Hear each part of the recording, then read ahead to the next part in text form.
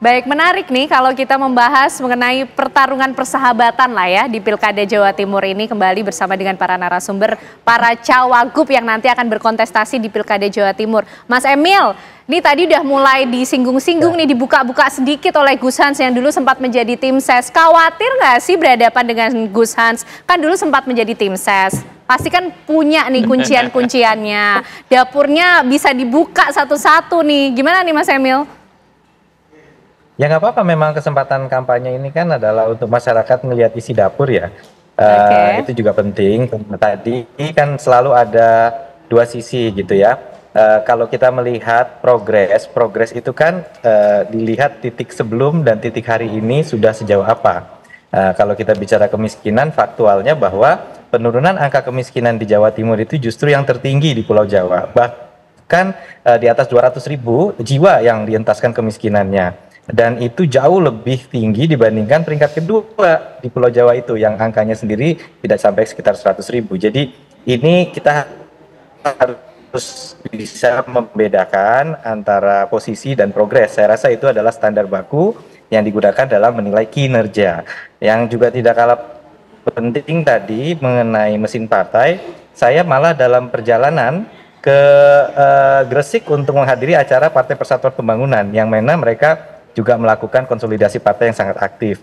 Belum lama ini PKS, Nasdem, jadi insya Allah seluruh elemen, Golkar juga, dan juga tentunya Gerindra, dan partai-partai non-parlemen juga sangat aktif. Seperti di Trenggalek ternyata sudah melakukan konsolidasi. Di Banyuwangi, Pak Sumail, DPR RI dari Gerindra juga sudah. Jadi banyak mungkin kami sebutkan satu persatu. Nah yang tidak kalah penting terkait survei tadi, justru survei November 2022 kami lakukan secara independen sebagai partai politik, Partai Demokrat, untuk menilai peta politik dengan lembaga yang memang sudah terakreditasi.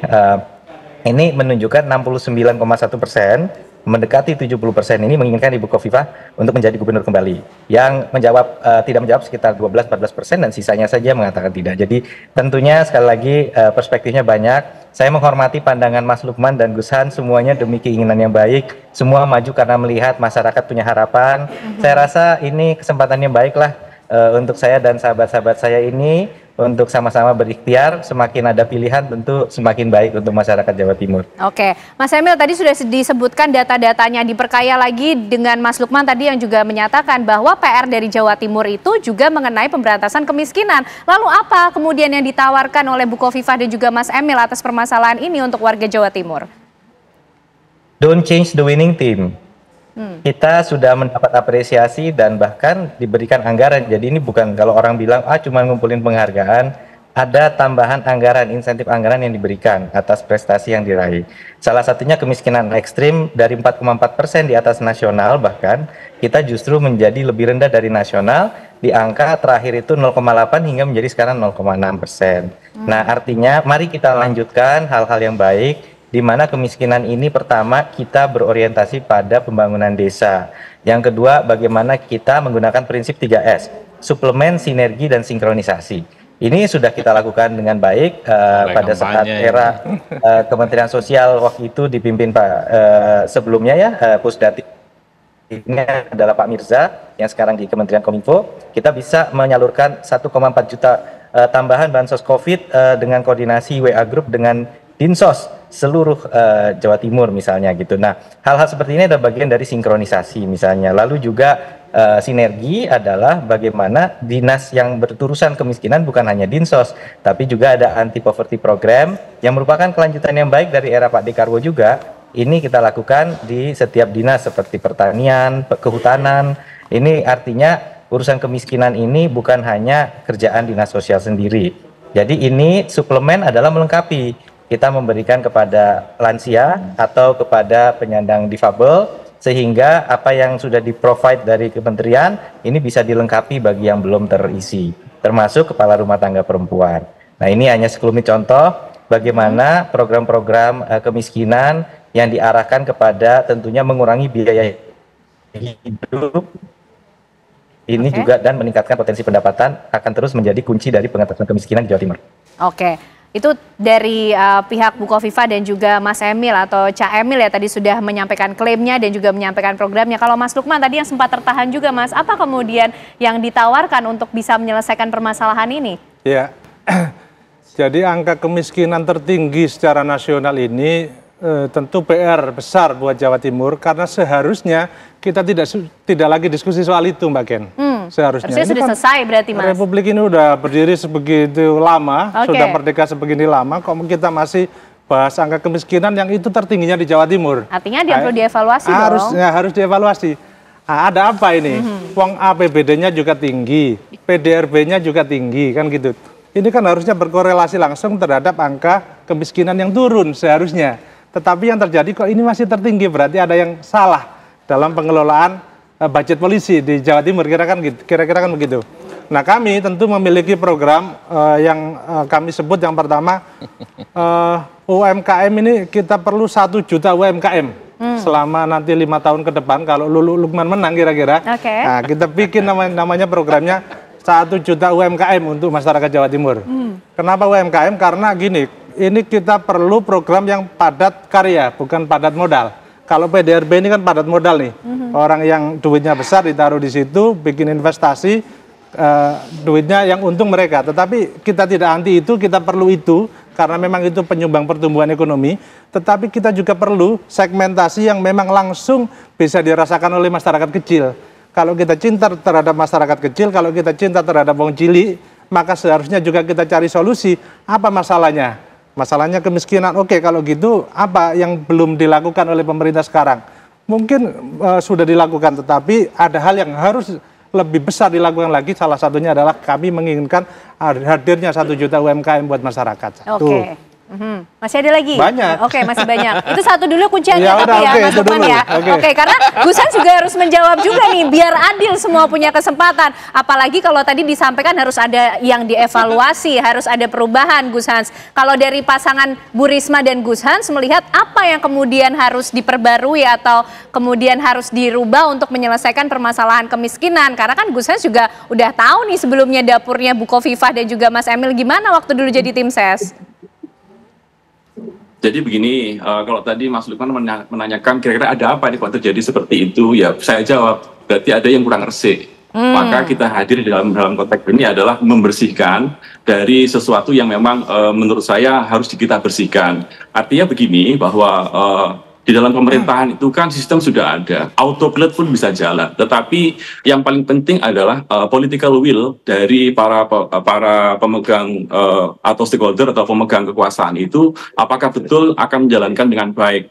Bisa jadi polisinya udah baik, tapi karena ada faktor ketersandraan, ada karena faktor ketidakenaan dengan latar belakang dan sebagainya, membuat regulasi ini nggak bisa berjalan dengan maksimal. Maka dengan hadirnya kami, Bu Risma dan saya, tanpa ada barrier dan juga tanpa ada tanggung jawab kepada siapapun, kecuali kepada masyarakat, maka saya tidak ada beban untuk bisa menjalankan regulasi atau menjalankan keputusan yang sudah ada. Intinya pada political will kok. Jadi dan juga dari kebersihan hati dan juga ketulusan. Jadi masyarakat Jawa Timur itu yang dicari itu bukan orang yang mampu, tetapi lebih kepada orang yang jujur di dalam menjalankan amanah yang dibebankan. Oke, baik Mas Adi gimana nih? Mengamati sekaligus juga sebagai warga Jawa Timur ya, itukah betul yang dicari oleh warga Jawa Timur? Ya kalau kita mau jujur membaca angka-angka statistik ya, bahwa yang menjadi persoalan krusial di Jawa Timur adalah soal kemiskinan, pengangguran dan seterusnya. Termasuk akses terhadap pekerjaan itu menjadi penting kan. Tapi yang kedua sebenarnya antara visi misi dan bagaimana cara memenangkan pertarungan itu dua hal yang berbeda. Karena memang kalau kita membaca instrumen, misalnya soal model kampanye yang paling disukai oleh masyarakat di Jawa Timur kan cukup sederhana. Pemimpin dan tim suksesnya sering bertemu dengan mereka, menyapa dengan mereka dan bawa oleh-oleh. Visi misi nomor 4. Karenanya visi misi yang semacam ini kan hanya dalam perdebatan-perdebatan ada di media, kemudian ada diskusi-diskusi terbatas. Tapi dengan masyarakat tak ada dialog yang sebenarnya secara intent dan mendalam. Bicara soal bagaimana menyelesaikan persoalan yang kita anggap sangat prinsip untuk diselesaikan. Bicara tentang Jawa Timur, secara tidak langsung ini bicara saya, Ken. Saya kebetulan orang Madura, 4 kabupaten di situ adalah salah satu kabupaten di Jawa Timur yang paling miskin di antara yang lainnya. Sumeneb, Sampang, Bangkalan, dan Pamekasan. Itu 4 kabupaten yang saya lihat dari dekat. Dari dulu sejak saya merantau ke Jakarta sampai hari ini, laya mutu walayah ya. Tidak jelas bagaimana prospek pembangunan yang ke depan. Jadi saya harap betul nih kepada sahabat-sahabat saya nih, mulai dari Kang Emil, kemudian Gus Han sama Bang Lukman ini kalau menang ya Madura lah sering-sering dikunjungi. Jangan kunjungi setiap 5 tahun sekali. Jadi saya kira itu. Nah, yang terakhir yang ingin saya katakan adalah kenapa belakangan misalnya banyak kawan-kawan Madura di Jakarta itu bikin warung kelontong. Ini bagian dari fenomena kemiskinan yang nggak bisa dibantah. Banyak orang Jakarta saat ini mengadu nasibnya itu ke Jakarta, bikin sembako dan bikin usaha-usaha. Karena mereka sudah tidak bisa berharap apapun dari pertanian yang memang sejak turun-temurun menjadi andalan kita. Persoalan pertanian adalah krusial. Kalau pertanian di situ engage, kemudian ada solusinya, saya kira tidak akan ada diaspora orang Madura itu ke berbagai tempat. Ini contoh di Jawa Timur. Di berbagai tempat saya juga akan mengalami yang sama. Jember, Banyuwangi, Lumajang, problemnya juga tidak jauh dengan apa yang terjadi di Madura. Wah, ini udah menang banyak nih para cawagup karena udah dapat bocorannya langsung dari Mas Adi yang juga merangkap sebagai warga Jawa Timur. Mas Emil, tapi gimana kemudian tadi kan sudah disampaikan ini berarti ada yang perlu dievaluasi loh dari pemerintahan sebelumnya, yang artinya kan Mas Emil dan juga Bu Kofifa. Nah, ke depan juga agendanya seperti apa kemudian bisa meyakinkan masyarakat bahwa Mas Emil dan juga Bu Kofifa sebagai petahana akan hadir membawa perubahan dan menjawab harapan baru? Ya, pertama kepada Mas Lukman tentu bisa bertanya Ketua Dewan Syuro PKB, Prof. Yai Ma'ruf Amin, Wakil Presiden yang memberikan sendiri apresiasi terhadap prestasi kinerja penurunan kemiskinan di Jawa Timur. Insya Allah beliau bisa memberikan jawaban yang sangat-sangat baik, sangat-sangat komprehensif karena kami bekerja bersama dan beliau tahu suka dukanya kita untuk menurunkan kemiskinan ekstrim. Dan juga yang ingin kami sampaikan sekali lagi bahwasanya memang kemiskinan yaitu tolok ukurnya itu sangat jelas ya. Jadi kalau kita melihat bahwa progres ini adalah berapa jiwa yang dientaskan. Kita mengalami kenaikan yang signifikan karena COVID, tetapi sekarang pertama kali dalam sejarah menjadi single digit. Nah, tapi sekali lagi kami merasa evaluasi itu penting. Justru momen seperti inilah masyarakat bisa mendengar bagaimana kami kemudian bisa lebih transparan lagi dalam menyampaikan segala informasi. Memang harus di-challenge seperti ini, kami harus diberi kesempatan untuk menjawab pertanyaan, tapi mudah-mudahan jadi lebih cerah, jadi lebih terang. Jadi tadi bagaimana ternyata yang memberi apresiasi adalah Ketua Dewan Syuronya Mas Lukman sendiri kepada Pemprov Jawa Timur. Nah, juga Mas Adi coba jalan ke Bangkalan itu dari belok dari Muhammad Nur ke arah Belega, itu jalannya itu sudah mulai dilebarkan sebagai contoh. Itu adalah contoh bagaimana kita ingin agar aksesibilitas di Madura menjadi lebih baik. Begitu pula penanganan tanggul di Sungai Kemuning agar tidak terjadi banjir terus-menerus. Nah, ini adalah bagian dari pembangunan yang lebih holistik yang ingin kita wujudkan untuk seluruh wilayah Jawa Timur. Bukan hanya Surabaya Raya atau Malang, tapi dari ujung Banyuwangi di timur sampai ke utara di pesisir Madura, juga paling selatan di Pacitan. Mudah-mudahan sekali lagi ajang pilkada ini menjadi momen bagi kami untuk terus menjawab pertanyaan dan tantangan-tantangan yang diberikan baik melalui paslon sahabat-sahabat kami ini, dan ini mudah-mudahan juga menjadi momen bagi kami memberikan cerita di balik layar. Karena tidak ada yang autopilot, insan-insan, Pemprov dan stakeholder dari pemerintah desa, perangkat desa, bahkan organisasi semua sudah kerja keras untuk bisa membangun Jawa Timur. Jawa Timur bukan prestasi 1-2 orang, betul. Ini adalah prestasi semua orang yang harus diapresiasi. Jadi sekali lagi ini insya Allah akan menjadi pilkada yang produktif bagi kita semuanya.